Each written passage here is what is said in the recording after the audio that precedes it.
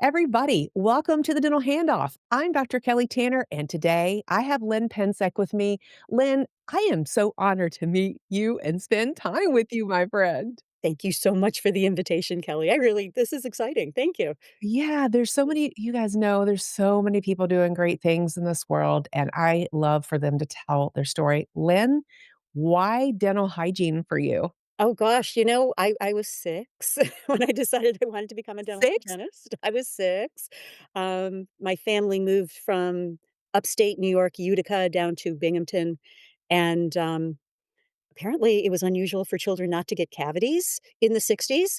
And it turned out I was exposed to water fluoridation, and then my family moved to an area without water fluoridation, and the dentist would look at my teeth and be like, "Oh, this is amazing. This is amazing." And like they would bring different people in to look at my teeth. I was unusual not getting cavities at that point.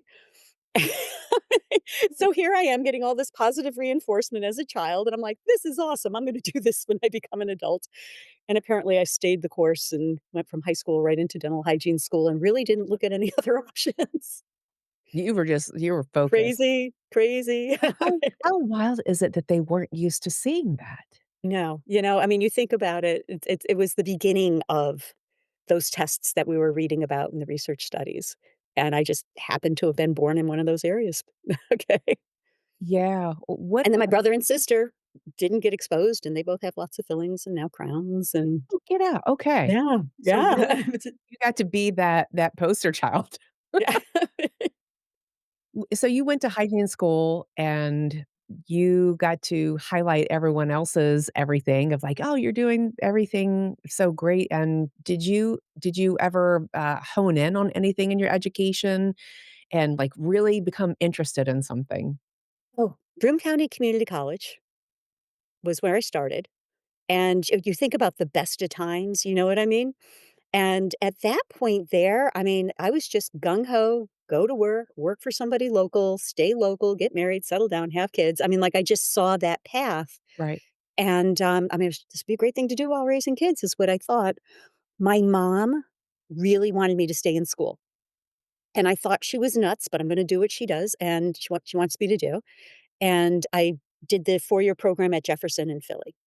And I became very interested in hospital care and how do you bring oral health practice into hospital care. I did a double track with a business is the 4-year degree in dental hygiene. And I just my mentors, Ann Eschenauer, went to University of Maryland, and Joanne Grenlin asked me to go for my master's. And here I'm 23. Yeah, I just broke up with my boyfriend. I'm like, okay, okay, I'll go. Okay, I'll go. And I got accepted at Maryland's dental hygiene master's program. Have a master's in dental hygiene. It's just kind of like now I think it's kind of funny because I've really functioned more with a business aspect of it. Yeah. Um, Maryland really was at that time focusing on ergonomics. Michael Blinky had just written an article about performance logic and sitting more at 12 o'clock than 7 and bending. And I just, that whole relearning patient positioning and keeping the body neutral and protecting the back made a lot of sense.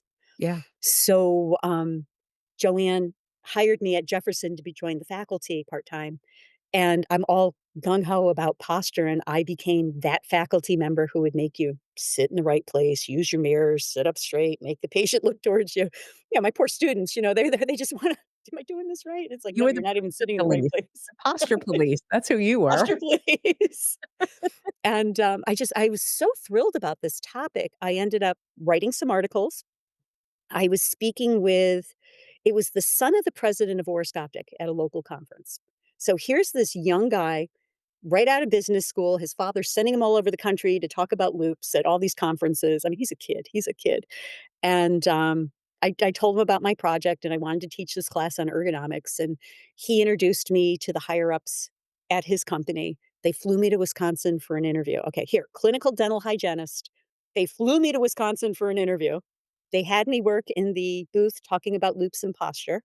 They hired me part-time. So my job was part-time working at conferences, seeing patients part-time, and, eventually company's growing, changing, and Brian McManus, my manager at that time, says to me, "Lynn, you're gonna have to go full time." Oh, So, really? yeah, I mean, like, I had gotten this far in my life with just a lot of part-time work. I have some fears of commitment in my life. So, it was the best thing I could have ever done. I mean, it was rewarding to help somebody correct their posture, help them get out of pain, help them perform better. The product is good, the company is good, I got to Right? travel, I got to see a they sent me to Hawaii, I mean, they sent me to Spain, they sent me to Canada, I mean, and, it was just a really neat job, and the company I started with the original owner. I was there about 25 years, on and off over 25 years, so I saw the company grow to Fortune 200. Wow. So I saw the company purchased by Kerr, purchased by Danaher, rolled over into Envista, and, at that time, the Nobel team and Orascoptic were in the same family with Danaher Envista, so the Nobel team would invite me to their meetings, and I was learning a lot about implants while I was sitting in the back of the room at my table with the loops, and things changed, and all of a sudden, I can't travel like I want to. My motivations were changing, I wanted to be home more, I needed time to do other things, and I was reaching out to the Nobel manager and like, "This is what's going on in my life, what do you think?" And she tells me her South Jersey rep just gave notice, she wanted to go back to teaching school, and I'm like, "This girl, hire this girl, okay? I know your customers." That's So awesome. it took a while to do the transition, and, what's going on here is they know I know sales, they know I know the customers, they know I know customer service, I just have to learn about implants. How hard could that be? Okay, what could possibly go wrong? Oh my gosh. So, I give my notice at Orascoptic. I take a week off. I have a family member in Florida I'm trying to help out. I come back, they fly me to California for training. I go into training knowing nothing, and I'm in day 2 of training, I'm like, "Holy cow, what did I get myself into?" It was not what I expected it to be, Yeah. overwhelming, and most of the other people in the room had implant experience. I had dental experience. Not the same. Not the same. Not the same. Not the No. same. Needed And you. Needed you're you. quiet about how overwhelmed you are, and you go through 2 weeks of training. I passed the exam. Okay, I passed the final exam. It was 3 weeks of training, 2 weeks, week back home, then another weekend. I passed the exam, and then what you do is you find mentors, so your accounts, your surgeons, you're in their office a lot, you're observing cases, and over time, you're gonna pick it up. And those first 2 years were it was humbling. I mean, like, it's one thing when you don't know. It's another thing when you got an idea when you don't know something. You know what I mean? And just and, I expected so much because I was a high performing rep with Orascoptic and Nobel, I realized I know nothing. Yet. And it was like 3 years before you start hearing things 3 years in a row or, 3 times in a row, and it's making sense, and it was just so much. I mean, it wasn't just implants, it's the CBCT scan and how it works and how do you program it to communicate with another program, and how do you download the CBCT Oh, scan yeah. into the next program, and how do you install and register it? I mean, like, computer skills I don't have. So you're learning all this on this, while learning about implants and surgical guides and bone density and drill protocols, and there was so Cool. much. So Yeah. cool. It was a big learning curve. Um, so at about 3 years, you start your anxiety's lower. You know what I mean? It's a big learning curve. And, one day you're just like, "In 15 years, I'll be just as good as the senior reps." It's like you just have to accept the reality. The reason they're so good is they've put the time in. Yeah. And yeah, You have it them was as mentors too, it was which is something. a gift. And, and there's always something new. And what I began to pick up is I didn't understand what was new technology. What's old technology, but a lot of people are doing it thinking it's new technology, and so there's that passage over time is, what I wasn't yeah, it was just there was just so much and so many people were doing so many different things. Well, you have implants changing, you have technology changing, you have techniques changing, and every Changing, having a software's twin. changing, Yeah, the I mean software, I mean, so many different things, especially in that industry. People think as an implant is an implant is an implant, but it's not only that technology, but all the technology that supports the health of the ear. into it. Yeah. And, and there's surgical, there's restorative, there's laboratory, there's capital equipment, and then there's the implants, and then there's, and all the components. And then there's at that time, we had 3 generations. And then there was even older generational, because there was a osteum line prior to the X-Hex. I mean, there was just so many different, so you're constantly reaching out to your team, asking for help, and then the customer would send an X-ray. I don't know what this is. So we'd have these X-rays texting each other, "It's time to play. What implant is that?" And I had somebody in my training who had always worked in implants. This is all he knows, and he could look at the X-ray and say, "Oh, yeah, that's Zimmer. Oh, yeah, like, that's." That's so Yeah. cool. I mean, yeah, I mean, Megagen, like, he knew all the different manufacturers by looking at the designs, and he realized, like, that it's what do you I mean, like, everybody's got their talents, Yeah, and, yeah, and one of the things I realized was I probably would have been better if I was a specialist on one product than a generalist of all the product lines. It's just it was important for me to learn it, and at 3 years, you're starting to realize, "This might not be the best option for me." yeah, but So, you yeah. went through it, and so what I hear you're Oh, telling us, Len, too, is that and there don't be afraid I to started with try. yeah, I started with the question of, was there one thing that you became interested in? Because I usually every story, their curiosity gets Yeah, them to say, "This is something that I kinda like," and it's you start to attract more things in that direction, and you yeah, don't even sometimes mean for it to happen. yep, You flying on a plane, which started out at what, Wyoming or something, and then to California the next time and being like, "Oh my gosh, this is my life." yeah, I think a big takeaway there and then too, Lynn, before I go on to this thought, you said also that you have your master's of science in dental hygiene, and you found yourself using the business side of it yeah. more I than did. anything that you probably would have expected, and so there's a lot of paths that we think that we know that we're walking on, but until you start to take those steps, they don't Mhm, appear, yeah, and we can't form those opinions because the other roads haven't appeared yet. It's like there's a fog there, and then it lifts, and it's like, "Okay, there's all these paths." paths. Yeah, Because I don't know about you, but when I started my master's program in dental hygiene, I have a master's in dental hygiene, it helped me ask different questions, and mine was in administrative and managerial leadership because I just love people. Did mhm. yours have specialization in Maryland? I was focusing on education. At that point in my life, I really thought I wanted to become a faculty member. And what you realize is there's a limited number of dental hygiene programs, a limited number of faculty programs, small pond, lots of big fish. And yeah, people are stronger than me. I just kind of realized that you, you were looking at this. And I was at Jefferson as Jefferson. I was part time faculty at Jefferson at the time the program was being closed. So I found my opportunities were coming as faculty members were leaving and positions were opening. And it was, gosh, I got to tell you, when you're in a program that's closing, it feels like somebody died, but you have to give it 100% until it is done. These Yeah, students are paying tuition. You have to give them the service they deserve. that's right. Yeah, I closed And one a couple amazing yeah, it's it's tough. hard. It's hard. What's interesting is I am now working on Mondays with one of my former students. And the story gets more interesting. She has been at the same practice her entire career. Was family friend of the practice, first position, and has never worked in a different office. And, you don't see that enough. No, I love that she found that, and Yeah, she's and happy, this so office should be giving hopefully her a gold watch. hopefully Okay.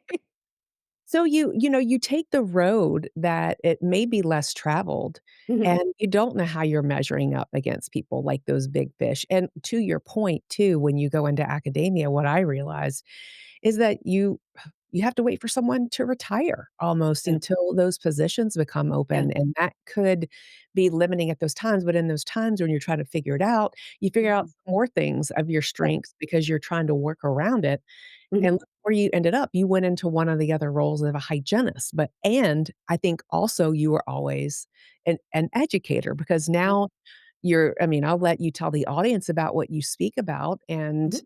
what you're up to, but that's been your path, but looking back in the very beginning as a clinical hygienist, would you have ever known that that was your path? Never saw me going in this direction, never saw me going this way, and it was Right. interesting when our companies merged and we were having our national sales meetings together, and Orascoptic's team is 26, maybe 30 with the Canadian team, and Nobel's is hundreds of, like, a couple hundred people on the sales team, plus all the other, all the other, specialists with the other technologies, and they kinda put us to the side where we could be together, and there's great comfort at those sales meetings because you knew most of your team, and if you didn't, you'd get to know them over that time, and the it was so big, and it's like, I don't know if I'd be comfortable in that, and when I had the opportunity to cross over, when you're in there, you're constantly meeting people, and you're constantly, "Are you on my team? Are you somebody I am gonna work with? How long have you been with the company?" I mean, "Oh, look, you're from the town I grew up in," like, it's just you're constantly meeting people and then understanding how it all fits together. Yeah. So, it was an incredible learning experience. I was at a sales meeting with 3,000 people.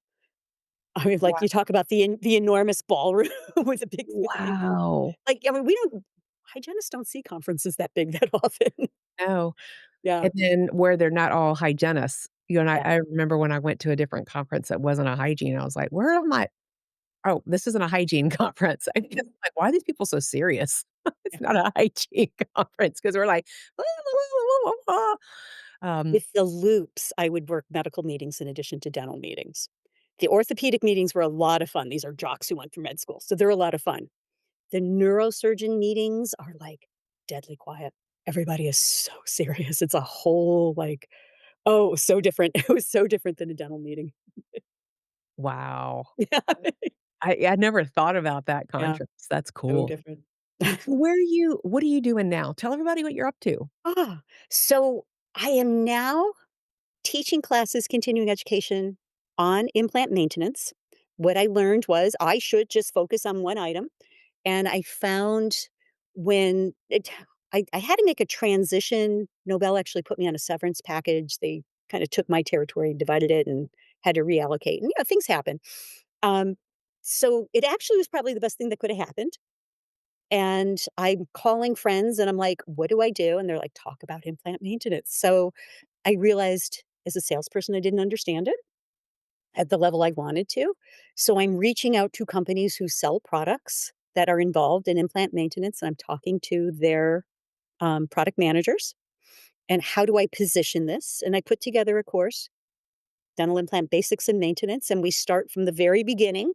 We go into what is involved in surgery and placing and healing and what's expected with healing. Then we go into what do we do on the first maintenance appointment? What are we looking for? What's healthy? What's considered problematic? Then what are we looking for at a year? And how do we maintain our recall intervals? What is safe to use? What is not safe to use? What do we think is safe to use that we don't realize is not safe to use? That we used to There's a think lot of was safe products. to use. Yeah, no, I mean, it's like fluoride. Who knew fluoride could cause corrosion? High Right, concentrations acidic fluoride could corrode implants. right. We're not talking about this. How come we're not talking about this? Yeah. So, and this basics and maintenance class has been very popular. And I put together a course on just chemistry and compatibility, and that's just focusing in on products that are safe and not safe.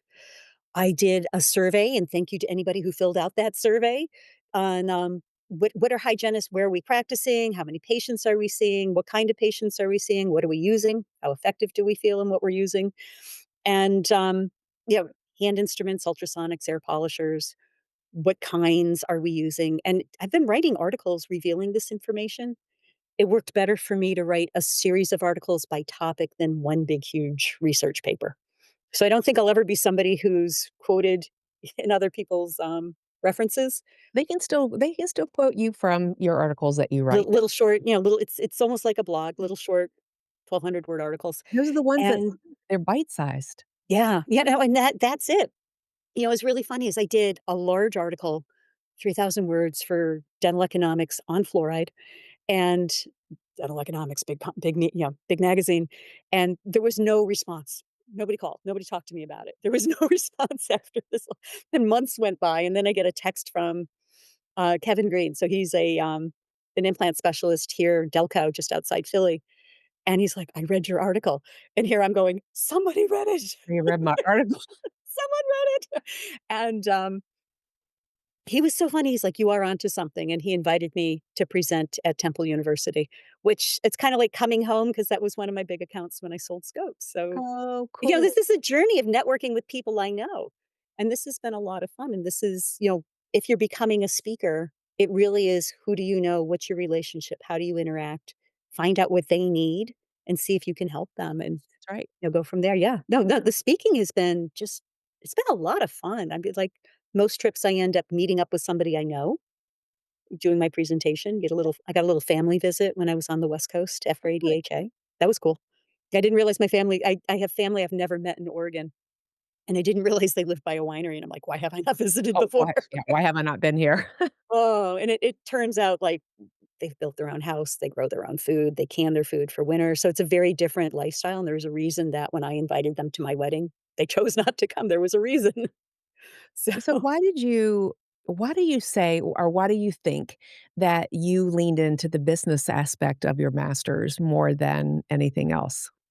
it's this is where I think we as hygienists are missing out, is that we don't always understand the business of what we do, Yeah. and I end up when I talk to companies, "What are your goals? How can I help you meet your goals? Do you send samples out? Do you want people to reach to your company for samples? What is your what is your primary objective that you need to be successful?" Because you can't just ask for a certain dollar amount for your speaking engagements without returning more. You always want to give more than you receive. And so I find by me watching a company grow over time and seeing how their needs changed, it's important to ask the people I work with, you know, what are the products you're highlighting? Um, I have one company who sponsors me that I just love their ultrasonic tip. They have a peak tipped ultrasonic tip. And I put it in my presentation and I kept telling them I want to do more on this product. And it wasn't a product they were promoting at that time. Hmm, I'm like, that's okay. I'm still going to talk about it. This is still right. exciting. Well, And that's what we do. that's what we do. I'm gonna give it away until you realize I'm worth what I'm asking. And, it was interesting. They were starting to bring some new products, and they brought me in as a consultant for the new products. And what's nice is that I am now very comfortable working with their team, and if I have questions, I can reach out and reciprocal. And, part of it was I was excited about something they weren't, but it's like, let's keep this momentum going, and we'll see what happens. Well, I think it's important to communicate. I mean, it's I like to send a list of where I plan to be presenting, whether or not I can have a rep at the event, whether or not I can have samples distributed, and just let the companies who like my product, "Do you wanna be involved? Can you be involved? Can you sponsor this event?" And, sometimes we go directly through the host, sometimes they sponsor me, and, how do we make it work for each other? I think too, understanding what's important to the manufacturer, to the company. How are they measuring their return on investment? Talking Yes. about how that's changing and what you learned and being with a company that has grown and understanding their metrics and what they're using as their measure of success for that. Because that is, a lot of times it can seem transactional, but if you take that time to understand what that company is wanting to get out of it, who their target audience is, Mhm. as well, then that's meaningful. That's when Yeah, they say yes to partnering with you, but it's to get to their end audience to help who they're trying to get in front of. yeah, Yeah. So tell exactly. us about your virtual conference coming up in Oh, June. this is so much fun. So, I when you present, you meet other people who are talking on the same topic with different aspects. And instead of me wanting to do all things and not doing everything well, I wanted to bring in other speakers who have different knowledge base on the same topic and grow. So on January 16th, Anne Marie De Palma, Catherine Montag, Kristen Ronaldo, and myself are going to be speaking. We're calling it the inaugural virtual dental implant symposium, and it is a expert-led conference.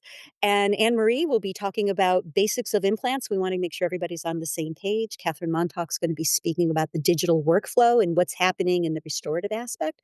And this is something we as hygienists don't really know what's happening in the protocols that they can mill crowns in offices these days. I will answer most frequently asked questions that came from the survey. And Kristen is going to be talking about the future treatment for peri-implantitis. She's going to talk about endoscopes. She's going to talk about blood testing. Oh my So gosh, she's cool. at a whole new level of patient care. So if we think of the hygienist more like a physician's assistant, she functions at that level. And what she's doing with the endoscope, usually a surgeon would want to flap an area and expose it. She can actually get down deeper in the pocket with a camera to identify if there's Cool. fractures, calculus, and just minimally invasive, much more effective treatment than what we do blindly with curettes. Right. It's fascinating what she's doing. It's I just definitely the guessed that future. we're at our endpoint of instrumentation. I think I'm done. I think I'm done. I dried air. This is what I see. It feels smooth or, smooth white, not glass anymore, but so how do You think people about all the overtreatment we were doing before thinking we were doing the right well, I thing. mean, that's how things change and adapt. And Lynn, before we hopped on, we were talking about the historical perspective of what we used to think was the right way to Mhm. do things. And you guys, this is the important aspect of going to CE and learning what has changed, what we know that doesn't work like that anymore, what you should and shouldn't do, what products are helping us help the Mhm. patient at a different level. And, that's why this is so near and dear to my heart. CE is because I can help people. Yeah, And unless you exactly. know that, you're gonna keep doing what you've done and keep taking different classes on different things and not knowing that your protocol for implants is not quite what it used to be. Outdated. Oh boy, I gotta tell you, I did a lot of temping when I went back to clinical practice. I needed to see what was going on in the world, and I was doing a lot of filling in, and I was amazed how many times I saw plastic scalers, and it's like It went nowhere. I mean, it doesn't do anything for biofilm. This is a disease of biofilm. yeah, they don't fit anywhere. I don't even know what we thought Yeah, about those, but we just I did it. bought you one, was $20. Here you go. Go put it Yeah, down. here, this is what we're supposed to do. How I do tell people you. register for your virtual Ah, conference? so we're gonna do a lot of social media, so I hope you see it on social media, but the website for it is webinars at here's my LLC, Practice at Your Best, webinars at practiceatyourbest.com, and we're offering an early bird special. We're offering registration for 4 hours of continuing education at $49 for hygienists. That's We're gonna awesome. raise it up a little bit in January, but, yeah, no, this is really neat. This is really a neat symposium. We have it we're going to be live on the 16th, and then we'll have it recorded and on demand after. So this will give you the opportunity, and what's been a lot of fun is I'm finding offices are reaching out. They're going to view it together as a group. Oh, good. So, yeah, I find that Everybody, I'm getting a lot of you'll be able to register and check it all out in the show notes here if you're watching this yeah. on YouTube or whatever, hop on over to YouTube, and you can also follow Lynn's voice and her guidance on where to go. Lynn, I'm so excited for you and your path. Thank you for sharing your journey with everybody. Oh, man, I gotta tell you, it's that story of you find yourself in a new situation. It might not have been 100% successful, but then you realize that you were meant to be there to do something more, and Nobel brings me in to talk about my project to their new hires, which I think is just yeah, there it is, you know? I mean, How would you have even guessed that? So never just saw it know that coming. there's Yeah. always more, and Stay in contact with all your contacts, be nice to everybody. just I mean, unless you really have to burn them, then just, like, really burn 'em, really, just 1 or Boundaries. 2, even if people are being mean to you, then, But, well, Lynn, thank you so much for being on the show today and sharing your journey and your life's purpose, and I think that as you're sharing too, even our life purpose evolves, doesn't it? Yeah, absolutely. Kelly, thank you so much for this opportunity. Yes, it's my honor. And you guys, if you want to reach out to Lynn or check out the virtual symposium in January of 2026, please do that in the show notes. Thank you so much for being part of this community. And I always ask the favor, please go on to Apple Podcast and give the Dental Handoff a 5-star rating, please, a 5-star rating.